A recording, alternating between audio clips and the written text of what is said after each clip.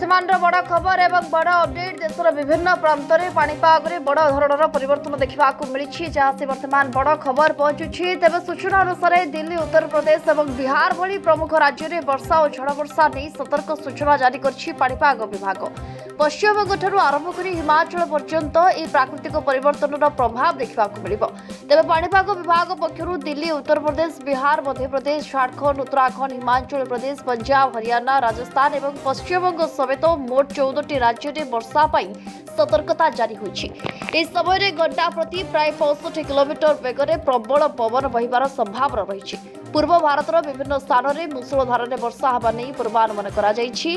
वर्षा सहित प्रबल वज्रपात होबार आशंका थिबारु लोकमानकु सतर्क रहिबाकु परामर्श दिया जाइछि। तेबे पाणीपाग विभाग इस सतर्क सूचना पर संपृक्त राज्यगुड़िकरे प्रशासन पक्षरु सजग रहिबाकु निर्देश दिया जाइछि। वर्षा एवं पवन जोगु साधारण जीवन यात्रा प्रभावित होबार संभावना रही।